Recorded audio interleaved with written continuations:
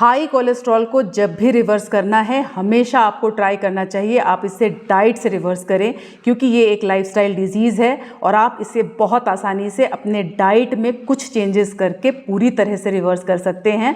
मैं हूँ डॉक्टर हर्षिता, मैं एक क्लिनिकल न्यूट्रिशनिस्ट हूँ।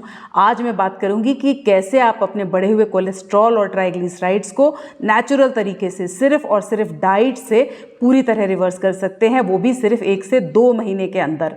बहुत बार जब हाई कोलेस्ट्रॉल और ट्राइग्लिसराइड डिटेक्ट होते हैं तो हम बहुत ज़्यादा पैनिक करने लगते हैं और इमीडिएटली दवाइयों के पीछे भागते हैं। तो गाइस, पैनिक करने की जगह अपने आप को टाइम दीजिए, थोड़ा सा 1 से 2 महीने अपने लाइफस्टाइल चेंज पे काम करिए, अपने डाइट पे काम करिए। खुद ब खुद आपके बढ़े हुए कोलेस्ट्रॉल और ट्राइग्लिसराइड्स नॉर्मल रेंज में आ जाएंगे। सबसे पहला चेंज आपको करना है ऑयल, रिफाइंड ऑयल को कंज्यूम करना पूरी तरह से बंद कर दीजिए।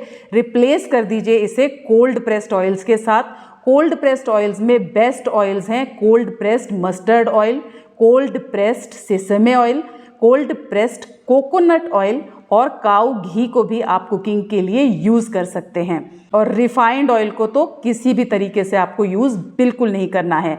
डीप फ्राइड और प्रोसेस्ड फूड को पूरी तरह से बंद कर दीजिए सिर्फ 1 से 2 महीने तक। नेक्स्ट चेंज आपको करना है अपने डाइट में फाइबर के इंटेक को बढ़ाना है। फाइबर बहुत इंपॉर्टेंट है आपके कोलेस्ट्रॉल को रिवर्स करने के लिए, क्योंकि फाइबर आपके कोलेस्ट्रॉल को बाइंड करता है और इसे ब्लड में से रिमूव करके बॉडी से बाहर एक्सक्रीट कर देता है। इसलिए हाई फाइबर डाइट लेना बहुत ज़रूरी है कोलेस्ट्रॉल को रिवर्स करने के लिए। अपने डाइट में जितनी भी वेजिटेबल्स आप खाते हैं उसकी क्वांटिटी को डबल कर दीजिए और सैलेड का एक बिग बोल अपने लंच और डिनर में ज़रूर ऐड करिए।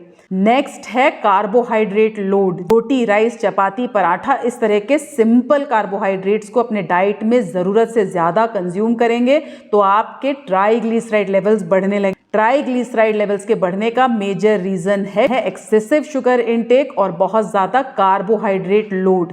आपके घर में सभी लोग सेम खाना खाते हैं, फिर भी कई बार ऐसा होता है कि सिर्फ आप ही के ट्राइग्लिसराइड लेवल्स बड़े होते हैं और बाकी उसी खाने को खाते हुए भी नॉर्मल ट्राइग्लिसराइड रेंज में ही रहते हैं।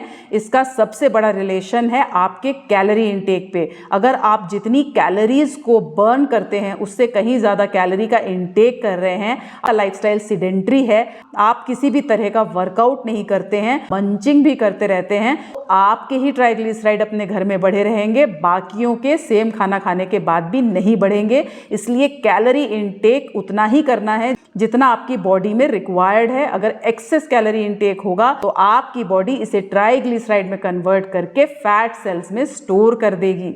और एक बात ध्यान रखनी बहुत ज़रूरी है कि आप सिंपल कार्बोहाइड्रेट्स को कॉम्प्लेक्स कार्बोहाइड्रेट जैसे ज्वार, बाजरा, रागी, इनमें से किसी भी मिलेट्स के साथ रिप्लेस कर देंगे तो आपके कोलेस्ट्रॉल और ट्राइग्लिसराइड लेवल्स बहुत जल्दी नॉर्मल रेंज में आ जाएंगे।